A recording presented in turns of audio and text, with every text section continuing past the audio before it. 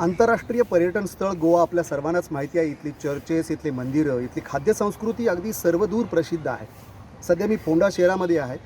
या फोंडा शहरांमधली ही आहे सफा मशीद. अर्थात हे जे मॉन्युमेंट्स आहे, ही जी वास्तू आहे, ही वास्तू ही तितकीच महत्त्वाची आहे. याचं कारण असं की 450 वर्षापूर्वी इब्राहिम आदिलशाहनं ही वास्तू बांधलेली, ही मशीद बांधलेली आहे. अर्थात ही साईट सध्या भारतीय पुरातत्व खातं आर्किओलॉजी सर्वे ऑफ इंडियाकडे आहे. गेला आठवडाभर गोव्यामध्ये मुसळधार पाऊस पडतो आहे आणि या पडणाऱ्या मुसळधार पावसाचा सर्वात मोठा फटका या मशिदीला बसला. याचं कारण असं की मशिदीला लागून असलेली ही जी तळी आहे, या तळीमधला हे जे कटडे आहेत, हे कटडे पावसामुळं कोसळलेले आहेत, पावसामुळं पडलेले आहेत. अर्थात रिस्टोरेशनच्या कामाला सुरुवात झालेली आहे.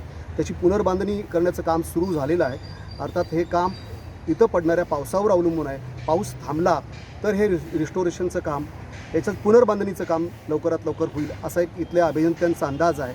यासाठी आपण आशा करूया की पाऊस थांबेल आणि हे रिस्टोरेशनचं काम पूर्ण होईल. याचं कारण असं, ही जी वास्तू आहे, या वास्तूला ऐतिहासिक असं महत्त्व आहे.